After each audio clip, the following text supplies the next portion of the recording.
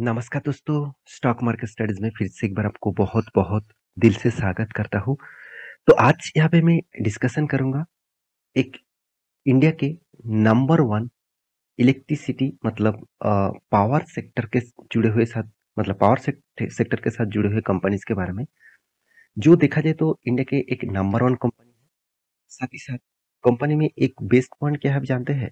Company एक PSC company है। तो पीएससी कंपनी के ऊपर हर कोई मतलब लोग निवेश नहीं करना चाहते।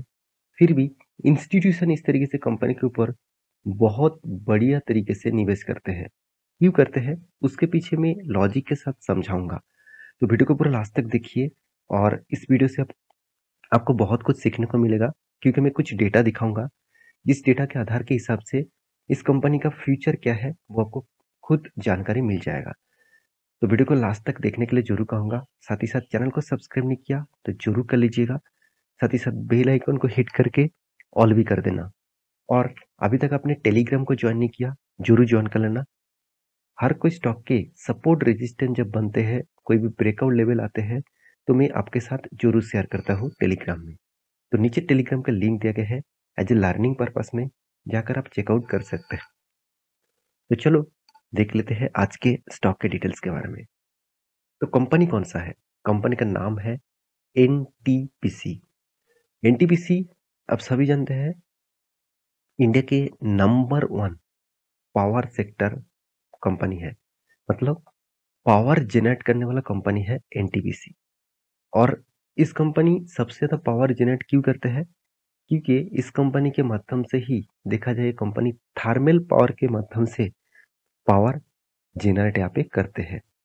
तो company national thermal power corporation limited नाम से जाना जाता है। तो इस कंपनी के बारे में कुछ इन्फॉर्मेशन आपको दिखा दूँ, तो आपको सब कुछ पता चलेगा कि कंपनी इंडिया के नंबर 1 मार्केट कैप के हिसाब से ऑब्वियसली मार्केट कैप के हिसाब से कंपनी नंबर 1 पोजीशन में है।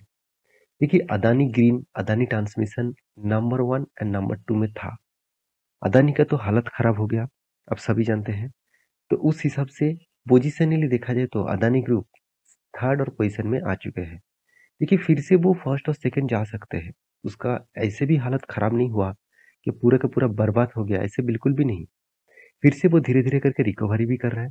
तो मेरे हिसाब से अदानी ग्रुप के जो शेयर्स है, वो अभी थर्ड और फोर्थ नंबर में आ चुके हैं।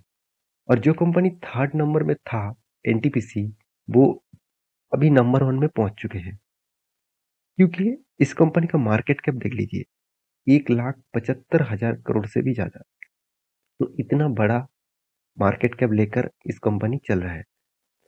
तो क्या इस कंपनी में सब कुछ ठीक-ठाक है? सब कुछ ठीक-ठाक मतलब बाकी पैरामीटर्स ठीक है? तो उसको दिखाने से पहले मैं आज इस कंपनी के बारे में क्यों बात कर रहा हूँ, वो मैं आपको दिखा दूँ चार्ट पैटर्न के माध्यम से।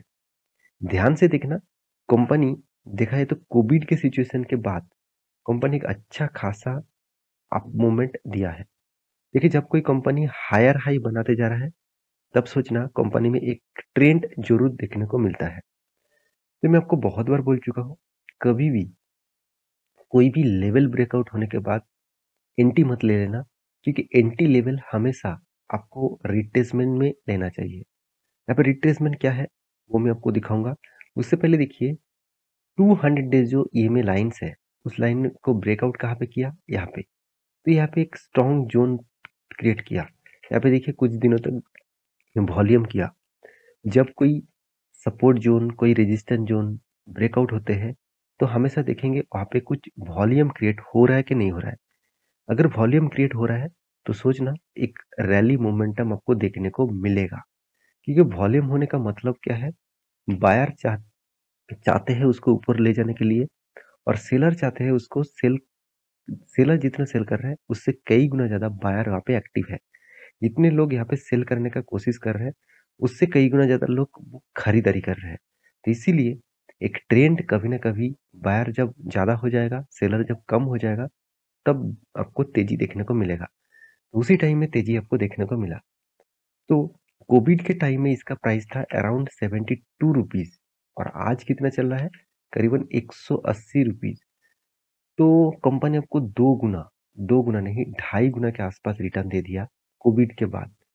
देखिए 2.5 गुना कोई कम नहीं होता as a long term investor के लिए, और वो भी 2 साल के अंदर-अंदर।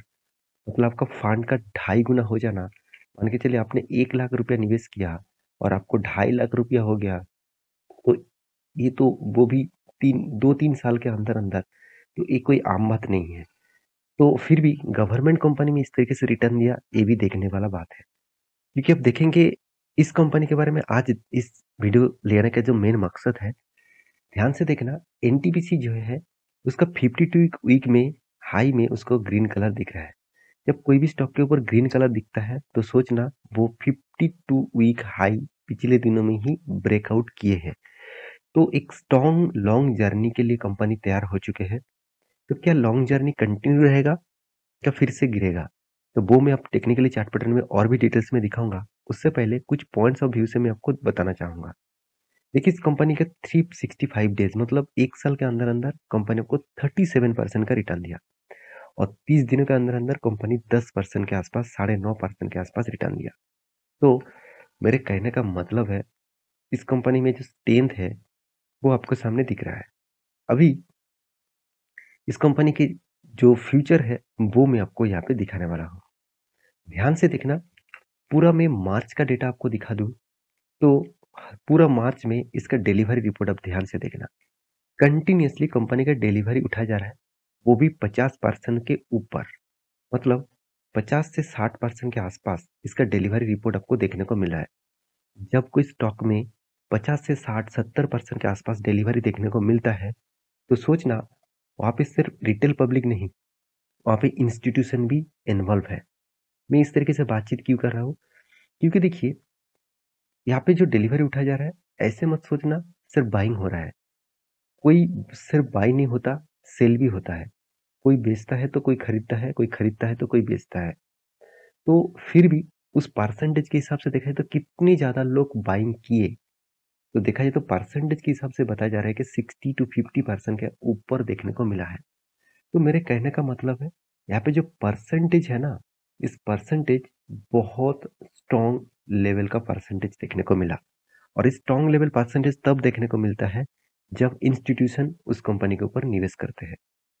तो मैं और एक चीज आपको दिखा दूं, इस कंपनी के इन्वेस्टर के बारे में, तो आप ध्यान से देखना, प्रोमोटर के पास कितना 51% का होल्डिंग है, और प्रोमोटर गवर्नमेंट है, आप सभी जानते हैं। चलो मैं आपको दिखा ही देता हूँ। देखिए क्या लिखा गया है, प्रेसिडेंट ऑफ इंडिया मतलब गवर्नमेंट है। एफआईएस के पास कितना 12% होल्डिंग था। आज देखिए धीरे धीरे करके स्टेक बढ़ाते बढ़ाते आज 15.5% के ऊपर भी चला गया। डीएस के पास कितना 33% का होल्डिंग था, आज भी अराउंड 30% के आसपास होल्डिंग है। पब्लिक इस कंपनी के ऊपर ज़्यादा इंटरेस्ट नहीं दिखा पाया, क्योंकि ज़्यादा से ज़्यादा इन्वेस्टर इन्वेस्ट करके रखा है। देखिए मैं पहले आपको बोल चुका हूँ, मैं आपको प्रूफ दिखाऊंगा। इस तरीके से इन्वेस्टमेंट तो पब्लिक ने नहीं किया। पब्लिक अगर किया होता तो पब्लिक का परसेंटेज ज़्यादा होता। तो इस तरीके से इन्वेस्टमेंट कौन कर रहा है, इंस्टीट्यूशन कर रहा है। तो इंस्टीट्यूशन क्यों कर रहा है, उसके पीछे लॉजिक भी है। एनटीपीसी का अगर आपको प्रॉफिट एंड लॉस दिखा दूं, तो लॉसेस के मतलब परसेंटेज के हिसाब से कुछ खास परफॉर्मेंस 5 साल 10 साल में नहीं दिया, ये बात सही है। फिर भी इसके ऊपर क्यों बने हुए हैं, उसके पीछे एक लॉजिक है। क्योंकि कंपनी एक बहुत बड़ा है, ब्लू चिप टाइप कंपनी है। साथ ही साथ कंपनी का हर पैरामीटर आपको ज़्यादा से ज़्यादा पॉजिटिव दिखेगा। ऐसे नहीं कि हर पैरामीटर पॉजिटिव दिखेगा, ज़्यादा से ज़्यादा पॉइंट्स पॉजिटिव दिखेगा। साथ ही साथ कंपनी बाईबैक भी ले आते हैं, बोनस भी दिया है, डिविडेंड कंपनी कंटिन्यूअसली देते हैं, और यही एक वजह है, यही एक कारण है जिसके लिए इंस्टीट्यूशन इस कंपनी को टिके हुए हैं।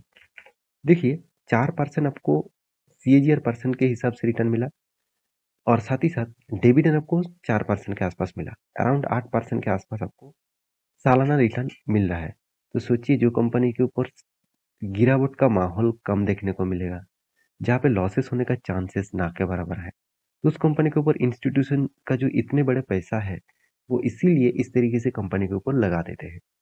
तो चार्ट पैटर्न के बारे में बात करूँ तो मैं जरूर कहूँगा, यहाँ पे मैं एक ट्रेन लाइन ड्रॉ करके दिया। ये ट्रेन एक बहुत स्ट्रॉन्ग रेजिस्टेंस के साथ साथ एक स्ट्रॉन्ग सप्लाई जोन भी है।